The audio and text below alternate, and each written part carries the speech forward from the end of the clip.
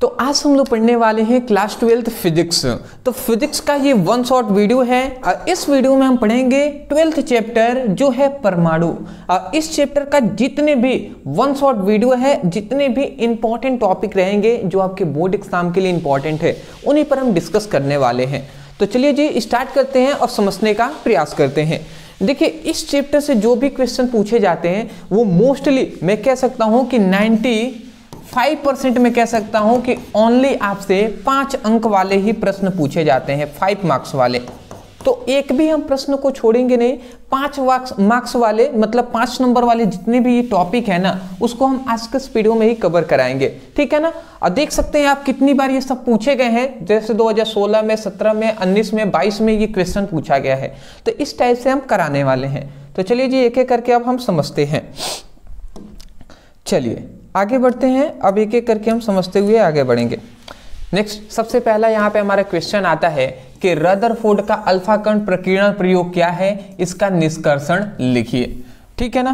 तो अब हमें जानना है कि रदरफोर्ड का अल्फा कण प्रकीर्णन प्रयोग क्या है, ठीक है ना। तो चलिए जी, तो यहाँ पे सबसे पहले हमने लिख दिया है रदरफोर्ड का अल्फा कण प्रकीर्णन प्रयोग, ठीक है। अब इस प्रयोग में क्या हुआ ध्यान से समझेंगे। यहाँ पे हमने लिखा है रदरफोर्ड ने जब सोने की पतली पन्नी पर अल्फा कणों का बौछार कराया तो उन्होंने पाया कि क्या क्या पाया जी। सबसे पहले पाया कि अधिकांश अल्फा कण सोने की पतली पन्नी से क्या हो जाते हैं, आर पार निकल जाते हैं, ठीक है ना। दूसरा इन्होंने पाया कि अल्फा मतलब कुछ अल्फा कण अपने मार्ग से विचलित हो जाते हैं और बहुत कम अल्फा कण ऐसे हैं जो अपने मार्ग पर वापस लौट आते हैं। तो ये 3 घटनाएं उन्होंने देखा। कैसे देखा है वो सब अब हम एक्सप्लेन यहाँ पे करने जा रहे हैं। देखिए उन्होंने क्या किया, रदरफोर्ड नामक एक वैज्ञानिक थे, उन्होंने क्या लिया, एक सोने की पतली सी पन्नी लिया। इस तरीके से उन्होंने एक सोने की पतली सी इस प्रकार पन्नी लिया, ठीक है ना। उन्होंने क्या लिया, एक सोने की इस तरीके से सोने की ये पतली सी पन्नी है। अब इस पर क्या किया, इन्होंने ले लिया और इस पर अल्फा कणों का बौछार कराया। क्या कराया जी, अल्फा कणों का बौछार। तो जैसे ये अल्फा कण का बौछार इस पर इन्होंने कराया, तो जैसे ही अल्फा कणों का ये बौछार इन्होंने कराया तो देखिए कि अधिकांश अल्फा कण सोने की पतली सी पन्नी है उससे आर पार निकल जा रहे हैं। जैसे यहाँ से ये जा रहा है तो देख रहे हैं आर पार निकल रही है, फिर से यहाँ से ये गया तो आर पार निकल गया, फिर से यहाँ से ये भी जा रहा है तो आर पार निकल गया, फिर से एक और जा रहा है तो ये भी आर पार निकल गया, फिर से यहाँ से जा रहा है तो आर पार निकल गया है, फिर से ये भी जा रहा है तो आर पार निकल गया है। तो यहाँ पे क्या समझे आपने कि अधिकांश जो अल्फा कण है वो सोने की पतली से पन्नी से आर पार निकल जा रहे हैं, ठीक है ना। और कुछ ऐसे अल्फा कण हैं, ठीक है ना, इसमें से कुछ ऐसे भी अल्फा कण हैं जो सीधे जा रहे हैं और जो क्या है अपने मार्ग से विचलित हो जा रहे हैं, यहाँ पे टकराकर ये भटक जा रहे हैं, विचलित हो जा रहे हैं, जैसे ये इधर चला गया। कुछ ऐसे अल्फा कण हैं जो अपने मार्ग पर सीधे जा रहे हैं और टकराने के पश्चात मतलब क्या हो जाते हैं, वो अपने मार्ग से विचलित हो जाते हैं। जैसे आप देख रहे हैं ना, ऐसे 2 देख रहे हैं आप, रेड तरह का दिखाई दे रहा होगा, तो ये सीधे तो जा रहे हैं परंतु फिर से सोने के पतली सी पन्नी से टकराकर ये अपने मार्ग से विचलित हो गए, कोई इधर चला गया, कोई इधर चला गया, ठीक है। परंतु बहुत ही कम अल्फा कण, ठीक है ना, मतलब नाम मात्रा में हम ऐसे कह सकते हैं कि 9 मात्रा में, ठीक है ना, यहाँ पर रीड ओनली ले रहे हैं, तो बहुत ही कम, जैसे कि 9 मात्रा में ऐसे भी अल्फा कण हैं जो अपने जिस मार्ग से वो गए हुए होते हैं, मान लेते हैं ये इस मार्ग से इस तरीके से ये गई थी, अब फिर से उसी मार्ग पर फिर से ये वापस भी लौट आते हैं। तो बहुत ही कम ऐसे अल्फा कण हैं जो अपने मार्ग से जिस मार्ग से गए हुए होते हैं उसी मार्ग से वापस लौट आते हैं। तो यही तो तीनों बात कहा गया है कि रदरफोर्ड ने सोने की पतली सी पन्नी पर अल्फा कणों का बौछार कराया। सिंपल सी बात है, ये अल्फा कण है, ठीक है ना, ये क्या है, सोने की पतली सी पन्नी है, सोने की पतली पन्नी है, पतली पन्नी, ठीक है ना। तो हम तो यही कह रहे हैं कि रदरफोर्ड नामक वैज्ञानिक ने अल्फा कणों का सोने की पतली सी पन्नी पर बौछार कराया। तो 3 बातें उनको पता चली। सबसे पहले उन्होंने ये पाया कि अधिकांश जो अल्फा कण है वो सोने की पतली सी पन्नी से आर पार निकल जा रहे हैं, जो पीले कलर का दिखाई दे रहा है, देख रहे हैं ना, आर पार निकल गए हैं। परंतु बहुत ही मतलब कुछ ऐसे भी अल्फा कण हैं जो जिस मार्ग से जा रहे हैं वो अपने मार्ग से विचलित हो जा रहे हैं, भटक जा रहे हैं। जैसे 2 अल्फा कण दिख रहे हैं, इधर भटक गया, एक इधर भटक गया है। और नाम मात्रा में मतलब बहुत ही कम ऐसे भी अल्फा कण हैं जो जिस मार्ग से जा रहे हैं उसी मार्ग से वापस लौट आ रहे हैं। तो वही बात हमने लिखा है कि रदरफोर्ड ने सोने की पतली सी पन्नी पर अल्फा कणों का बौछार कराया तो उन्होंने पाया, क्या पाया? अधिकांश अल्फा कण सोने की पतली पन्नी से आर पार निकल जाते हैं। कुछ अल्फा कण अपने मार्ग से विचलित हो जा रहे हैं, जैसे ये गई भटक गई हैं, विचलित होना मतलब भटक जाना, तथा बहुत कम अल्फा कण अपने मार्ग से वापस लौट आती हैं, तथा बहुत ही कम ऐसे अल्फा कण हैं जो जिस मार्ग से गए हैं उसी मार्ग से वापस लौट आए हैं। तो ये हुआ जी सबसे पहले रदरफोर्ड का अल्फा कण प्रकीर्णन प्रयोग। अब आता है कि जब रदरफोर्ड ने इन सभी को पाया तो इससे उनको क्या निष्कर्ष निकाला, उन्होंने इससे क्या समझा? तो उन्होंने इससे ये समझा, क्या वही बात यहाँ पे कह रहा है ना, इसका निष्कर्षण लिखिए। तो अब चलिए निष्कर्षण हम लिखकर यहाँ पे दिखाते हैं। लिखा गया है, उपरोक्त परीक्षणों के आधार पर निम्न निष्कर्षण प्रतिपादित हुए। अब इससे निम्न निष्कर्षण क्या हुए? प्रतिपादित हुए हैं। कौन कौन सा? सबसे पहला है परमाणु का अधिकांश भाग रिक्त होता है या खोखला होता है। जैसे इन्होंने ये सोचा कि अधिकांश अल्फा कण सोने की पतली सी पन्नी से आर पर निकल जा रहे हैं, तो आर पर इस तभी निकलेंगे ना जब वो खाली होगा। तो वही इनका ये समझना था कि सोने की जो पतली सी पन्नी लिया है इनको ये परमाणु मान लिए, क्योंकि बहुत ही पतला लिए थे ना, तो परमाणु की तरह मान लिए। तो वही कह रहे हैं कि परमाणु का अधिकांश भाग क्या होता है? रिक्त होता है, मतलब खोखला होता है। इससे इन्होंने ये पहली बात कहा। दूसरा बात इन्होंने कहा कि परमाणु के केंद्र में एक धनावेशित भाग होता है, वह भारी भाग। देखिए धनावेशित वह भारी भाग होता है जिसे हम नाभिक कहते हैं। मतलब इन्होंने ये कहा कि परमाणु जो हमारा परमाणु है, तो परमाणु का जो केंद्र है, तो परमाणु का केंद्र जो है ना वो धनावेशित है, मतलब इस पर पॉजिटिव चार्ज है। और ये क्या है? इसका मतलब परमाणु का जो टोटल वेट है, जो भार है, वो उसके क्या पर है? वो उसके केंद्र पर है। ठीक है ना? तो ये बातें हो गई जी, ठीक है ना। नेक्स्ट हमारा तीसरा आता है कि नाभिक की त्रिज्या जो होती है वो इन्होंने बताया 10⁻⁻15 सेंटीमीटर होती है। ठीक है ना? तो 10⁻⁻15 मीटर होती है, इन्होंने ये बताया है 10⁻⁻15 मीटर। तो ये तीनों बात आप नोट कर लेंगे। सबसे पहला हमने इनका प्रयोग जान लिया, निष्कर्षण भी जान लिया। तो ये जो बातें हैं ये आपको एक्सप्लेन करना होगा अपने एग्जाम में। ठीक है ना? ये फिगर भी बना लेना है, स्क्रीनशॉट ले लीजिए। आगे बढ़ेंगे, चलिए जी। नेक्स्ट, अब दूसरा हमारा जो क्वेश्चन यहाँ पे आता है कि रदरफोर्ड का परमाणु मॉडल की व्याख्या कीजिए तथा इसकी कमियों का उल्लेख कीजिए। आप ये क्वेश्चन देख लीजिए कितनी बार पूछा गया है, 15 में, फिर से 18 में, 19 में, 21 में, 22 में, 23 में, 24 में। मतलब ये क्वेश्चन लगातार 5 नंबर में पूछा जा रहा है। तो चलिए जी इसको भी अब हम जान लेते हैं। सिंपल सा है, ज़्यादा हार्ड नहीं है, समझेंगे आपको आसानी से समझ में आ जाएगा। कह रहा है रदरफोर्ड का परमाणु मॉडल। सबसे पहले यहाँ पे हमने लिख दिया है रदरफोर्ड का परमाणु मॉडल। ठीक है ना? चलिए जी, तो रदरफोर्ड का परमाणु मॉडल तो यहाँ पे लिखा गया है इस मॉडल के अनुसार। अब इस मॉडल के अनुसार हमें क्या क्या बातें बताई गई उसको हम समझ लेते हैं। तो यहाँ पे सिंपल सी बात रदरफोर्ड ने क्या बताया है उसको हम बता दे रहे हैं।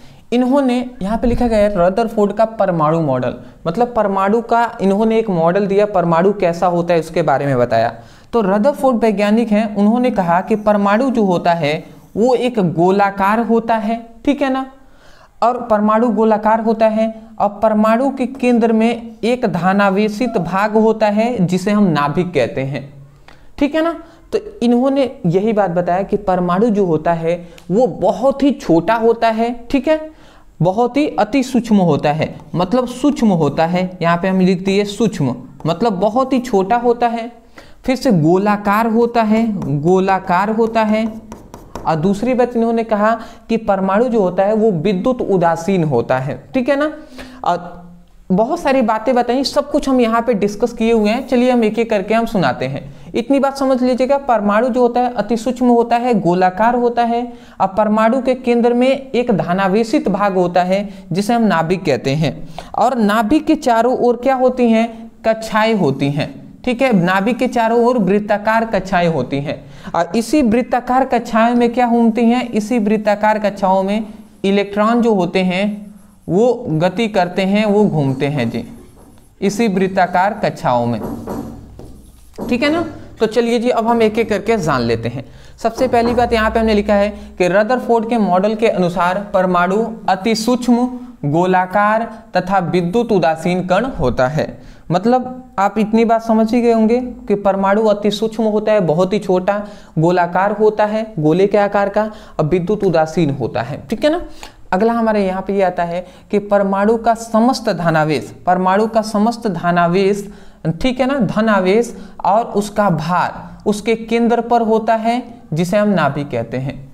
मतलब ये जो परमाणु है ना, तो इसका जो समस्त धनावेशित भाग होगा, धन वाला भाग होगा, ठीक है, और इसका जो भार होगा, वेट होगा, वो उसके केंद्र में होगा, जिसे इसी केंद्र को हम क्या कहते हैं, नाभिक कहते हैं। तो वही बात कहा गया है कि परमाणु का समस्त धनावेश और भार उसके केंद्र पर होता है जिसे हम नाभिक कहते हैं। नेक्स्ट हमारा कह रहा है कि नाभिक की त्रिज्या 10⁻⁻12 सेमी की कोटि तथा परमाणु की त्रिज्या 10⁻⁸ सेमी की कोटि होती है। मतलब इन्होंने परमाणु मॉडल, रदरफोर्ड का जो परमाणु मॉडल दिया तो उन्होंने ये बताया तब जाकर कि नाभिक की जो त्रिज्या होती है वो 10⁻12 सेंटीमीटर होती है और जो परमाणु की त्रिज्या होती है वो 10⁻8 सेंटीमीटर होती है, ठीक है। अगला आता है नाभिक के चारों ओर इलेक्ट्रॉन वृत्ताकार पथ पर तेजी से घूमते हैं। मतलब कह रहे हैं कि नाभिक के चारों ओर जो इलेक्ट्रॉन होते हैं, ये नाभिक है, नाभिक के चारों ओर जो ये इलेक्ट्रॉन है ये एक वृत्ताकार कक्षाओं में घूमते हैं। तो वही लिखा गया है, वृत्ताकार पथ पर तेजी से गति करते हैं, पथ कहें या रास्ता कहें या कक्षाएं कहें। अगला कह रहा है नाभिक व इलेक्ट्रॉन आपस में विद्युत आकर्षण बल द्वारा जुड़े होते हैं। देखिए नाभिक पर हम जानते हैं, यहाँ पे थोड़ा सा मैं आपको एक्सप्लेन करना चाहूँगा यहाँ पे, ठीक है। देखिए सिंपल सी बात है, हम इतनी बात जान गए हैं कि नाभिक जो होता है, नाभिक पर क्या होता है, धन आवेशित भाग होता है, मतलब इस पर धन आवेश होता है, और जो इलेक्ट्रॉन होता है उस पर ऋणात्मक आवेश होता है। तो हम जानते हैं कि धन है और ये माइनस है, तो हम जानते हैं माइनस वाला जो होता है, इतना तो बेसिक है, आप बात जानते होंगे कि जो माइनस होगा वो प्लस वाले को अपनी ओर आकर्षित करेगा, जो माइनस होगा वो प्लस वाले को अपनी ओर आकर्षित करेगा, करता है ना। तो इन दोनों, ये धन आवेशित भाग है तो ये इलेक्ट्रॉन को अपनी ओर खींचेगा जी, खींचेगा कि नहीं। तो यहाँ पे जो बल लगेगा, जिस बल से खींचता है ना, उसी बल को हम क्या कहते हैं, विद्युत आकर्षण बल कहते हैं। तो वही कहा जा रहा है कि नाभिक और इलेक्ट्रॉन आपस में विद्युत आकर्षण बल द्वारा जुड़े होते हैं। अब जब ये जुड़े हुए हैं, इसी के कारण ये इलेक्ट्रॉन है ना, इसी कक्षा में लगातार गति कर रहा है। जुड़े नहीं होते तो ये इलेक्ट्रॉन इससे बाहर निकल जाते हैं, बट ऐसा नहीं है। तो ये बात आप याद रखेंगे। तो वही कहा जा रहा है कि जो इलेक्ट्रॉन होता है वो विद्युत आकर्षण बल द्वारा नाभिक से जुड़े होते हैं। तो ये सिंपल सी ये कुछ लाइनें हैं जो आपको सबसे पहले रदरफोर्ड के परमाणु मॉडल में बता देना है, लिख देना है। उसके बाद आता है कि इस मॉडल की कमियां भी हैं, तो उस कमियों को भी हमें एक्सप्लेन करना होगा। तो उस कमी को जान लेते हैं। हमने लिखा है रदरफोर्ड की परमाणु मॉडल की सीमाएं। सीमाएं मतलब होती है कि कमियां क्या क्या हैं, ठीक है ना। देखिए इनकी कमियां का उल्लेख कीजिए, लिखा गया है। सीमाएं मतलब कमियां ही होता है। तो चलिए एक एक करके समझ लेते हैं। पहला हमारा आता है रदरफोर्ड का परमाणु मॉडल निम्नलिखित सीमाएं हैं। मतलब रदरफोर्ड की जो परमाणु मॉडल है इसकी निम्नलिखित सीमाएं हैं। अब कौन कौन सी कमियां हैं, सीमाएं हैं। सबसे पहला है कि क्लार्क मैक्सवेल के विद्युत चुंबकीय तरंग सिद्धांत के अनुसार जब कोई इलेक्ट्रॉन नाभिक के चारों ओर वृत्ताकार गति करता है तो इलेक्ट्रॉनों की ऊर्जा में हानि होती है, ठीक है ना। तो अतः इलेक्ट्रॉन नाभिक में गिर जाना चाहिए, परंतु ऐसा नहीं होता है। क्यों? तो इसका जवाब रदरफोर्ड के पास नहीं था। मतलब वैज्ञानिकों ने ये पूछा कि क्लार्क मैक्सवेल का एक सिद्धांत है जिसे हम विद्युत चुंबकीय तरंग सिद्धांत कहते हैं। तो उसमें ये बात बताया जाता है कि कोई भी कण है यदि वो वृत्ताकार गति कर रहा है या कैसा भी गति कर रहा है, तो जाहिर सी बात है वो कण की जो ऊर्जा होगी उसमें हानि होगी, ऊर्जा उसकी समाप्त होगी। यदि हम ही हैं, हमें ही दौड़ा दिया जाए, लगातार दौड़ाया जा रहा है, तो हमारी ऊर्जा में हानि होगी कि नहीं होगी। तो हमारी ऊर्जा में इसी प्रकार इलेक्ट्रॉन भी है, तो ये गति कर रहे हैं तेजी से, तो इनकी भी तो ऊर्जा में क्या होगी, कमी होगी। तो एक समय आएगा कि जब इनकी ऊर्जा पूरी तरीके से समाप्त हो जाएगी। तो समाप्त हो जाएगी तो ये इलेक्ट्रॉन माइनस है, इस पर प्लस आवेश है, तो ये इलेक्ट्रॉन प्लस में मतलब नाभिक में गिर जाना चाहिए, बट ऐसा गिरता क्यों नहीं है? यही वैज्ञानिकों ने जब क्वेश्चन पूछा रदरफोर्ड से, तो रदरफोर्ड के पास इसका जवाब नहीं था। ठीक है ना, तो इसका जवाब नहीं दे पाए, यही इनकी सबसे पहली कमियां थी। बट अभी तो हमें पता है ना कि क्यों नहीं गिरता है, बट मैं आज के इस वीडियो में एक्सप्लेन नहीं करूंगा, क्योंकि हमने ये बता दिया था जब एक बार और हमने रदरफोर्ड का परमाणु मॉडल हमने पढ़ाया था ना, जो इंपॉर्टेंट टॉपिक चैप्टर वाइज हम करा रहे थे, तो उसमें हमने ये टॉपिक पहले ही कराया हुआ है, तो उसमें हमने बताया है। यदि आप देखे होंगे तो आप हमें कमेंट सेक्शन में ये बताइएगा कि बताइए जो इलेक्ट्रॉन है तेजी से गति कर रहा है तो ऊर्जा की हानि हो रही होगी, तो हानि होगी तो नाभिक में गिरते क्यों नहीं है? क्यों नहीं गिरते? ये तो लगातार गति करते रहते हैं। यदि इलेक्ट्रॉन नाभिक में गिर जाता तो परमाणु का अस्तित्व ही तो समाप्त हो जाता ना। इसीलिए तो इसको आपको एक्सप्लेन करना है भैया कि क्यों नहीं गिरते हैं। ठीक है, इसका एक लाइन में जवाब आप दे सकते हैं और आराम से दे भी देंगे। ठीक है ना, स्क्रीनशॉट लेंगे, पहले ले लीजिए, आगे बढ़ते हैं।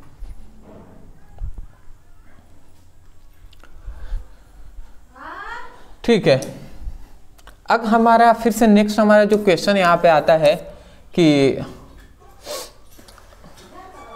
ये थोड़ा सा वही हो गया क्या?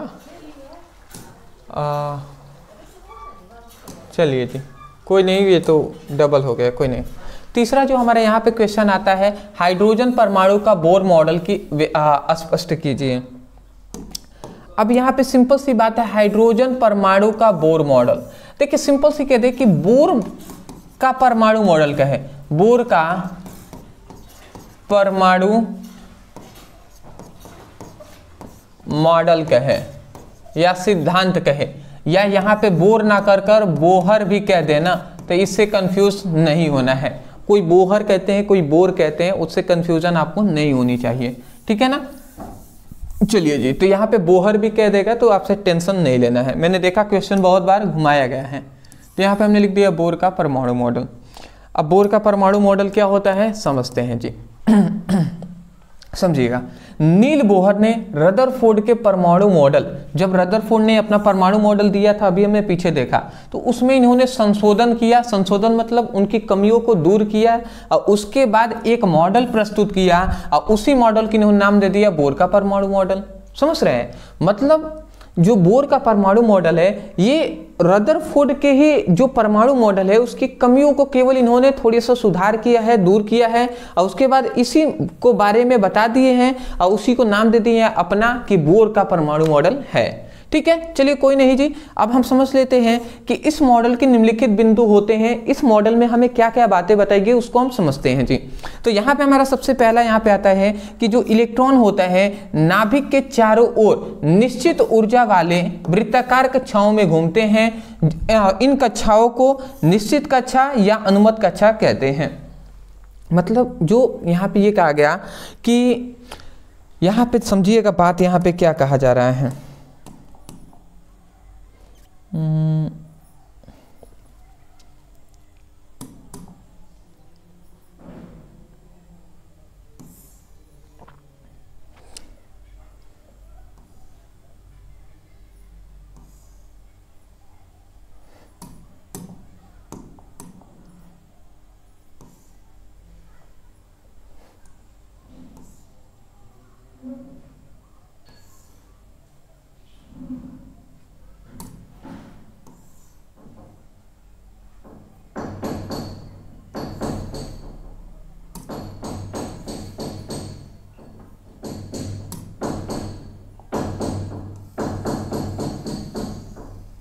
ठीक है, कोई नहीं जी, बस हम केवल ये परमाणु बना रहे हैं, इसकी कक्षाएं हैं।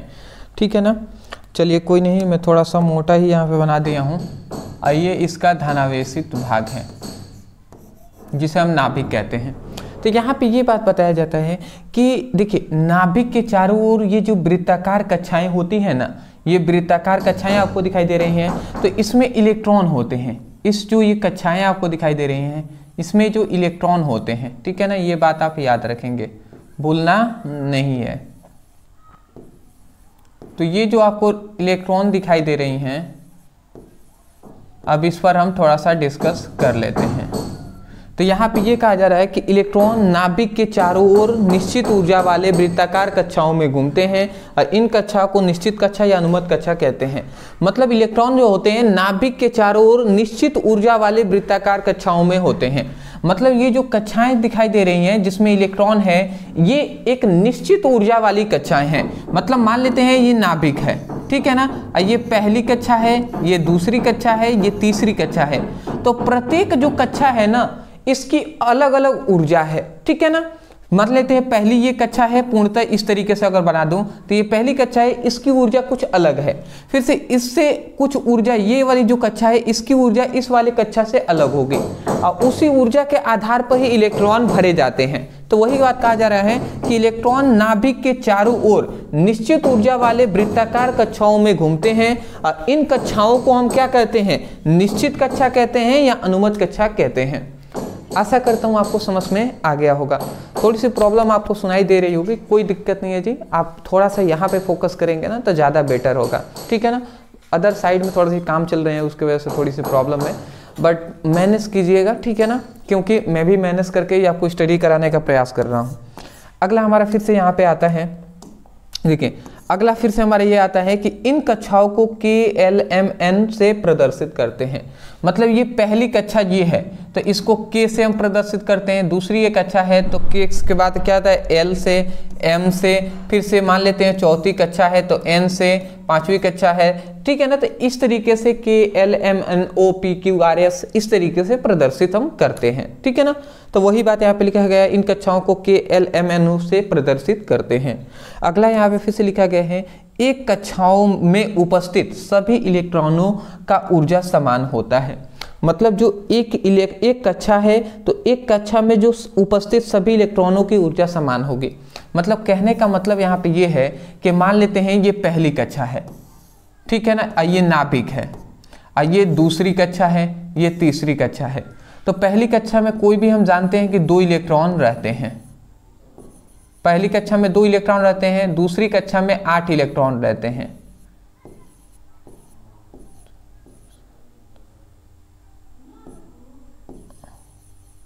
ठीक है ना। तो पहले में 2 इलेक्ट्रॉन, दूसरे में 8 इलेक्ट्रॉन रहते हैं, ये तो बात पता ही है। तो पहली कक्षा में के 2 इलेक्ट्रॉन होंगे और दूसरी कक्षा में 8 इलेक्ट्रॉन होंगे। तो पहली कक्षा में जो 2 इलेक्ट्रॉन होंगे ना, ये गुण में, ये इनकी प्रॉपर्टी सब कुछ इनका गुण एक समान होगा। फिर से ये 8 जो इलेक्ट्रॉन है ना, इन सभी का गुण बिल्कुल एक समान ही होगा, ठीक है। तो वही कहा जा रहा है कि एक कक्षा में उपस्थित, मतलब एक ये कक्षा है तो एक कक्षा में उपस्थित सभी इलेक्ट्रॉन, 2 इलेक्ट्रॉन है तो सभी इलेक्ट्रॉन की ऊर्जा क्या होती है, समान होती है। ऊर्जा का मतलब इनकी सभी गुण, ऊर्जा सब कुछ समान होती है। अगला कहा जा रहा है कि इलेक्ट्रॉन व नाभिक के बीच लगने वाले आकर्षण बल को अपकेंद्र बल नियंत्रित करता है। मतलब यहाँ पे सिंपल सी बात है कि जो इलेक्ट्रॉन है और नाभिक है तो उनके बीच जो लगने वाला बल है उसको अपकेंद्र बल नियंत्रित करता है। मतलब सिंपल सी बात है कि ये हम इतनी बात अभी ना हमने बताया जी कि ये नाभिक है, ये धनात्मक चार्ज होता है, और ये हमारा परमाणु है, इसका ये पहली मान लेते हैं ये कक्षा है।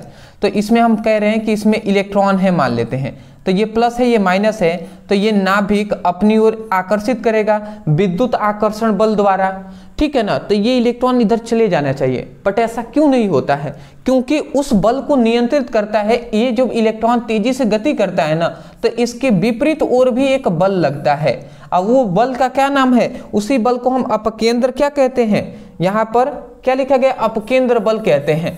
तो वही बात यहाँ पे हम लिख रहे हैं कि इलेक्ट्रॉन और नाभिक के बीच लगने वाले आकर्षण बल जो है ना, लगने वाले जो आकर्षण बल है, आकर्षण बल को अपकेंद्र बल नियंत्रित करता है। जो ये अपकेंद्र बल है, बाहरी की दिशा में लगने वाला बल है, वो नियंत्रित करता है, कंट्रोल करता है। अगला कह रहा है इसीलिए जब मान लेते इधर से 5 न्यूटन का बल लगा रहा है तो इधर भी 5 ही न्यूटन का बल लग जाएगा। तो जब इधर भी दोनों ओर बल समान होगा तो ये इलेक्ट्रॉन तेजी से इसी में गति करता रहेगा। तो यही बात होता है जी। अगला यहाँ पे कहा जा रहा है कि सामान्यतः इलेक्ट्रॉन निम्न ऊर्जा स्तर में रहते हैं। मतलब यहाँ पे कहा जा रहा है कि सामान्यतः जो इलेक्ट्रॉन होते हैं निम्न ऊर्जा स्तर में रहते हैं तथा परमाणु की इन अवस्थाओं को मूल अवस्था कहते हैं। मतलब सामान्यतः जो इलेक्ट्रॉन होते हैं निम्न ऊर्जा स्तर में रहते हैं। सिंपल सी बात है ना, निम्न ऊर्जा स्तर का मतलब नीचे से इलेक्ट्रॉन भरते हैं, पहले 2 भरेंगे, फिर से 8, फिर से उससे अधिक, फिर से उससे अधिक। वही बात है कि इलेक्ट्रॉन जो होते हैं निम्न ऊर्जा स्तर में रहते हैं। इन ऊर्जा स्तरों को हम क्या कहते हैं, इन ऊर्जा स्तरों के समूह को, अवस्था को हम क्या कहते हैं, मूल अवस्था कहते हैं। चलिए जी स्क्रीनशॉट ले लीजिए। इसमें बस केवल है ना कि डीप में आपको बस समझना है, और समझकर केवल थोड़ा सा आप 1-2 बार पढ़ेंगे ना, याद हो जाएगा। ये फिगर बनाने की उतनी कोई आवश्यकता नहीं है, इसमें कोई ज़रूरी नहीं है फिगर बनाना। बना लेंगे तो अच्छी है, नहीं बनाएंगे तो कोई दिक्कत वाली बात नहीं है जी। चलिए कोई नहीं, स्क्रीनशॉट ले लिए फिर से। अब देखिए, अब बोर का परमाणु मॉडल की इसकी भी कमियां हैं। अब क्या क्या कमियां हैं वो हम यहाँ पे लिख देते हैं। सबसे पहली इसकी कमी है, यह मॉडल केवल एक इलेक्ट्रॉन वाले परमाणुओं की व्याख्या कर सकता था। मतलब ये मॉडल केवल उन्हीं परमाणुओं की व्याख्या करेगा जिसमें एक इलेक्ट्रॉन हो, जैसे कि हाइड्रोजन। तो हाइड्रोजन के पास हम जानते हैं 1 इलेक्ट्रॉन होता है, तो इसकी तो यह व्याख्या कर देगा। पर मान लेते हैं हीलियम है, तो इसके पास तो 2 इलेक्ट्रॉन है, तो इसकी व्याख्या नहीं कर पाएगा। व्याख्या कब करेगा, जब ये अपना हीलियम जो है ना, ये अपना 1 इलेक्ट्रॉन किसी को दे दे, इस पर एक प्लस आवेश आ जाए। तो अब तो 1 दे दिया, तो 1 ही नहीं इसके पास बचा, तो अब इसकी व्याख्या कर देगा। मान लेते हैं लिथियम है Li, तो इसके 3 है, तो अब इसकी व्याख्या नहीं करेगा। तब करेगा जब लिथियम के पास 2 इलेक्ट्रॉन ये किसी को दे देता है, प्लस चार्ज 2 आ जाए, तब अब व्याख्या कर देगा। 2 निकल गया तो 1 बचा ना, तो 1 की कर देगा। तो इस तरीके से व्याख्या करेगा। तो वैज्ञानिकों ने ये कहा कि बताइए हम किसी भी परमाणु का अब इलेक्ट्रॉन कैसे निकालें। मान लेते हैं किसी का 50 है, तो उसका अब 49 इलेक्ट्रॉन कैसे हम निकाल सकते हैं। तो इसलिए ये रूल क्या हो गया, फ्लॉप हो गया, ठीक है ना, काम नहीं किया। अगला फिर से आता है, यह मॉडल हाइड्रोजन के सूक्ष्म स्पेक्ट्रम की व्याख्या नहीं कर सका। हाइड्रोजन की सूक्ष्म स्पेक्ट्रम की एक होता है सूक्ष्म स्पेक्ट्रम, उसकी भी व्याख्या नहीं कर सका, ठीक है ना। अगला आता है, यह मॉडल जीमेन प्रभाव की व्याख्या नहीं कर सका। अब जीमेन प्रभाव भी एक टॉपिक है, पढ़ सकते हैं। जीमेन प्रभाव ब्रदर से लिख लीजिएगा, सर्च कर लीजिएगा, वीडियो आपको मिल जाएंगे, तो वहां से स्टडी आप कर सकते हैं। स्क्रीनशॉट ले लीजिए, आगे बढ़ते हैं। लीजिए, टाइम नहीं है, चलिए अगला। अब हमारा जो ये आता है सबसे ज्यादा, मैं कह रहा हूं कि प्रत्येक वर्षों में ये पूछा जा रहा है, मतलब अभी इसको इंपॉर्टेंट के श्रेणी में आप इसको लिख लीजिए। ये मतलब पर ईयर में ये आपका 2-3 सेट में पूछा ही जाता है, तो इसको अभी नोट डाउन कर लीजिए। ये क्या है, बोर के परमाणु मॉडल द्वारा मॉडल के आधार पर हाइड्रोजन परमाणु के ऊर्जा स्तर कीजिए। स्पेक्ट्रम रेखाएं लाइमन, बामर और पाश्चम श्रेणी की उत्पत्ति समझाइए। बामर श्रेणी का प्रथम रेखा तरंगों का परिकलन कीजिए। मतलब सिंपल सी बात है ना, ये टॉपिक जानते हैं क्या है, ये इस तरीके से घुमाता है। ये टॉपिक है हाइड्रोजन और जो स्पेक्ट्रम, तो ये है टॉपिक हाइड्रोजन स्पेक्ट्रम, ठीक है ना। इसको मैं देखा कि लगभग 15 इसको घुमा कर क्वेश्चन है, इसको 15 टाइप से पूछा गया है। तो सिंपल सी बात मैं कह रहा हूं कि जहां भी आपको दिखाई दे इस तरीके से क्वेश्चन घुमा रहा है, जहां पर बोर का परमाणु मॉडल कह दे, हाइड्रोजन स्पेक्ट्रम की बात आ जाए, मेनली पॉइंट याद रखेंगे, लाइमर, बामर, पाश्चम श्रेणी आपको दिखाई दे, समझ जाइएगा हाइड्रोजन स्पेक्ट्रम पूछ रहा है और उसी को हमें एक्सप्लेन करना है। तो चलिए जी अब हम एक्सप्लेन करते हैं इसका उत्तर और समझते हैं। तो सबसे पहले आप उत्तर डालेंगे हाइड्रोजन स्पेक्ट्रम कि हाइड्रोजन स्पेक्ट्रम क्या होते हैं, ठीक है जी। तो यहाँ पे हमने लिख दिया हाइड्रोजन स्पेक्ट्रम। थोड़ा सा घर में काम चल रहा है इसलिए मैं माफ़ी चाहता हूँ, आपको सुनाई दे रहा होगा तो, बट कोई नहीं जी, मैनेज कीजिए और कोशिश करते हैं, ठीक है ना। बट क्या कर सकते हैं उसमें हम। हाइड्रोजन स्पेक्ट्रम, तो अब देखिए यहाँ पे लिखा गया है कि बोर ने अपने परमाणु मॉडल द्वारा हाइड्रोजन के विभिन्न ऊर्जा स्तरों के ऊर्जा के लिए एक सूत्र प्राप्त किया है, ठीक है ना। और वही सूत्र है En=RhC/n², ठीक है ना, जहां पर इसका मान होता है -13.6 इलेक्ट्रॉन वोल्ट बाई n²। मतलब सिंपल सी बात है कि बोर का एक परमाणु मॉडल है, तो बोर के परमाणु मॉडल के आधार पर हाइड्रोजन के जो हाइड्रोजन होते हैं ना, तो जो हाइड्रोजन होता है तो हाइड्रोजन के विभिन्न ऊर्जा स्तर होते हैं, अलग अलग ऊर्जा स्तर होते हैं। तो विभिन्न ऊर्जा स्तरों के लिए क्या किया है, विभिन्न ऊर्जा स्तरों के लिए क्या किया है, एक इन्होंने सूत्र प्राप्त किया है और उसी सूत्र को यहाँ पे बताया गया है, ठीक है। उसी सूत्र को ही हाइड्रोजन स्पेक्ट्रम भी कहते हैं।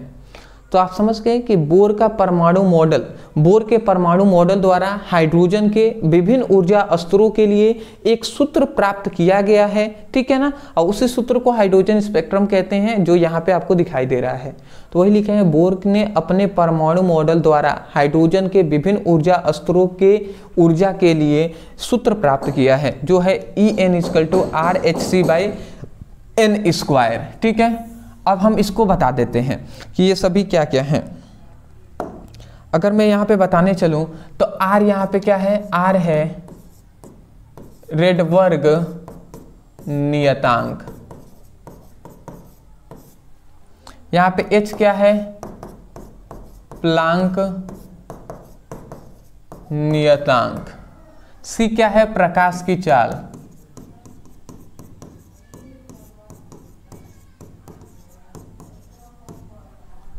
N क्या है, N है क्वांटम संख्या,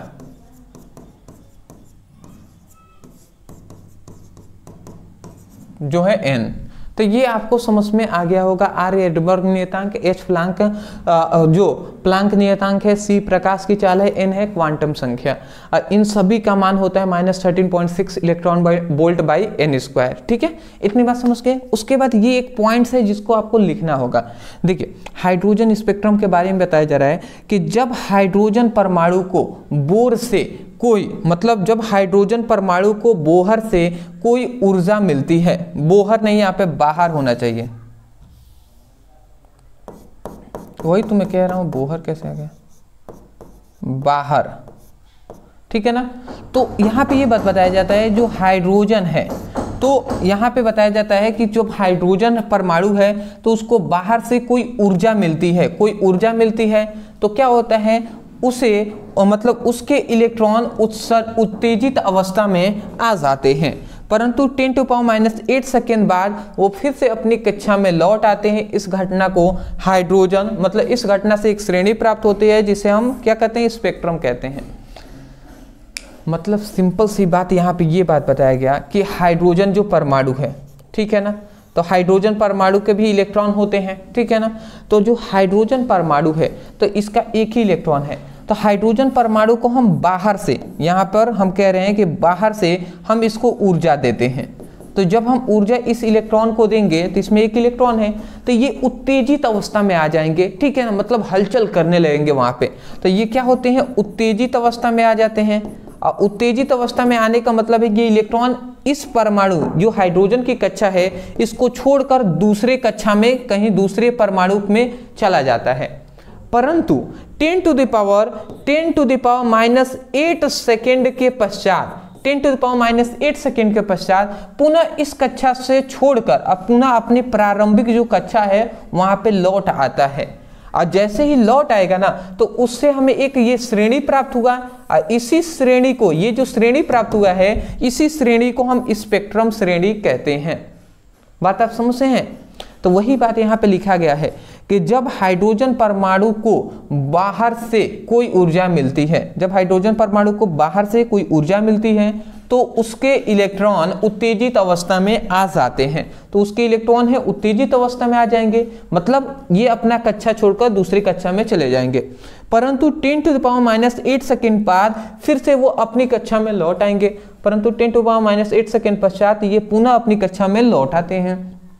इस घटना से एक श्रेणी प्राप्त होता है जिसे हम स्पेक्ट्रम श्रेणियां कहते हैं। तो मैं आशा करता हूं समझ के होंगे, ये बात आप लिख लीजिएगा, ठीक है ना। ये हम केवल समझाने के तौर पे बताए हैं, इतना आपको लिखना पड़ेगा, पहले स्क्रीनशॉट ले लीजिए। चलिए ले लिए होंगे ना। इतना लिखने के बाद अब जो स्पेक्ट्रम श्रेणियां है ना, इसको पूरा एक्सप्लेन करना होगा कि स्पेक्ट्रम श्रेणियां क्या होती हैं। तो देखिए यहाँ पे हमने लिख दिया है कि स्पेक्ट्रम श्रेणियां 5 प्रकार की होती हैं। अब ये 5 प्रकार है, उसको हम ध्यान लेते हैं। पहला है लाइमन श्रेणियां, बाम्बर श्रेणियां, पास्चम श्रेणियां, ब्रैकेट श्रेणियां, फुंड श्रेणी। ये 5 श्रेणियां हैं, इन सभी को लिखना पड़ेगा, डरना नहीं है, ये सब आपको याद हो जाएगा दोस्त, मैं कह रहा हूं ना, याद हो जाएगा। एक आप याद कर लेंगे ना तो सब याद हो जाएगा। चलिए कैसे याद होगा वो भी हम आपको बता देते हैं। देखिए यहाँ पे लिखा गया है लाइमन श्रेणी। अब लाइमन श्रेणी क्या होता है? लाइमन के अनुसार, ये सभी वैज्ञानिक है, जो भी यहाँ पे लाइमन, बामर, पास्चम, ब्रैकेट, फुंड दिखाई दे रहे हैं, ये सभी वैज्ञानिक का नाम है। तो यहाँ पे कह रहे हैं लाइमन के अनुसार जब तरंगे उच्च ऊर्जा स्तर से प्रथम ऊर्जा स्तर में आते हैं तो उससे एक श्रेणी प्राप्त होता है जिसे हम लाइमन श्रेणी कहते हैं। अब इसको मैं फिगर से समझा रहा हूं क्योंकि फिगर आपको ये बनाना पड़ेगा, ये फिगर आप अच्छे से देख लीजिए, इसको बनाना पड़ेगा।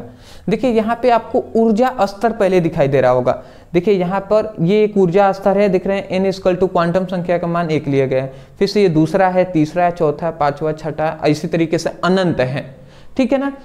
इस वाली ये जो आपको श्रेणी दिखाई दे रहा है ये सब तरंगे हैं, तो ये तरंग कौन सी है? इस श्रेणी को ही हम लाइमन श्रेणी कहते हैं। इस वाले को बामर, इस वाले को पास्चम, ब्रैकेट, अब फुंड श्रेणी। तो अब यहाँ पे क्या कहा जा रहा है? कहा जा रहा है कि लाइमन के अनुसार जब तरंगे उच्च ऊर्जा स्तर से प्रथम ऊर्जा स्तर में आते हैं, ठीक है ना, मतलब यहाँ पे कहा जा रहा है ये वो सबसे ऊंचा, अनंत वाला सबसे ऊंचा है। तो यहाँ पे ये कहा जा रहा है लाइमन के अनुसार जब प्रकाश तरंगे उच्च ऊर्जा स्तर से प्रथम ऊर्जा स्तर में प्रवेश करते हैं, ठीक है, तो एक श्रेणी प्राप्त होती है, ये एक श्रेणी प्राप्त हुआ, इसी श्रेणी को लाइमन श्रेणियां कहते हैं।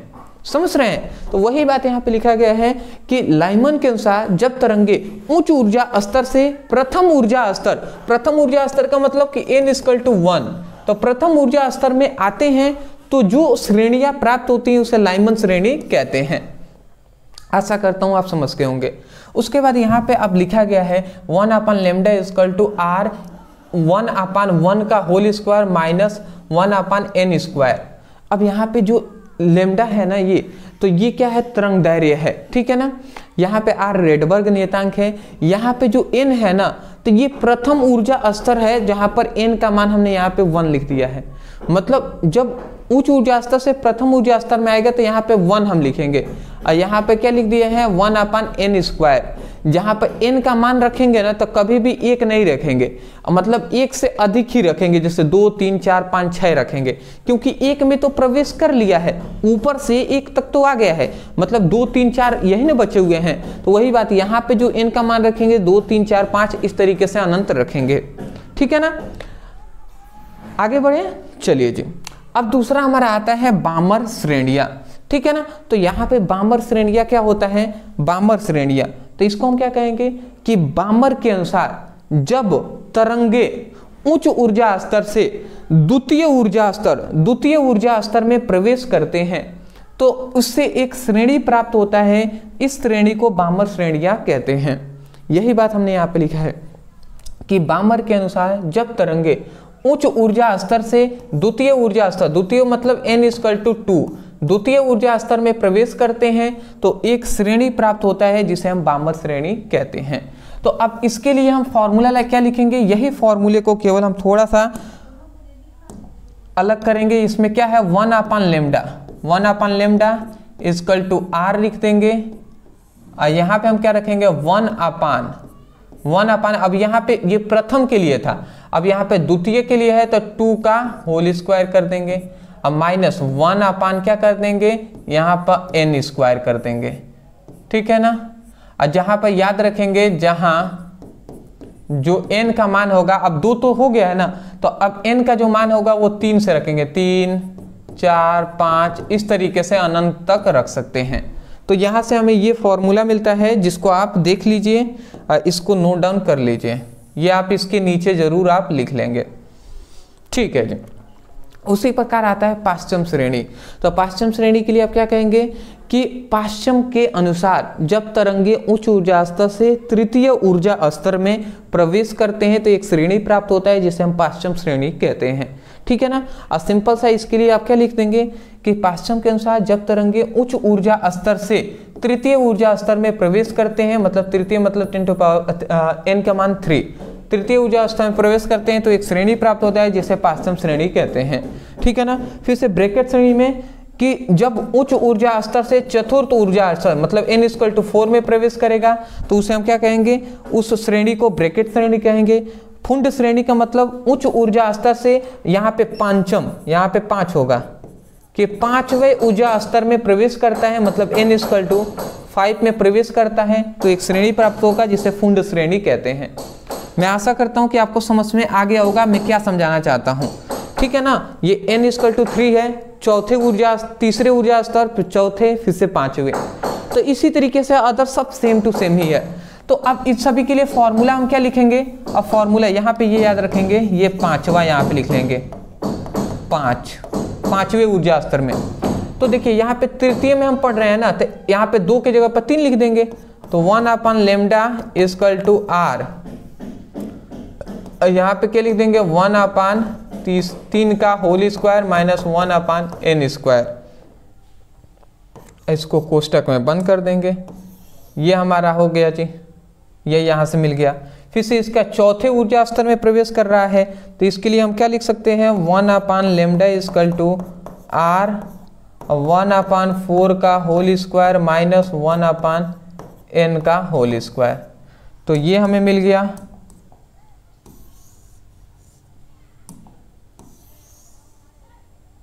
ठीक है, अंतिम जो आता है हमारा फुंड श्रेणी, बात समझ ही गए हैं। तो इसके लिए हम क्या लिख देंगे 1/λ = r, केवल यहाँ पे 4 की जगह पर 5 लिख देंगे, 1/5 का होल स्क्वायर माइनस 1/n²। और इसको आप कोष्ट में इस तरीके से बंद कर देंगे, ठीक है ना।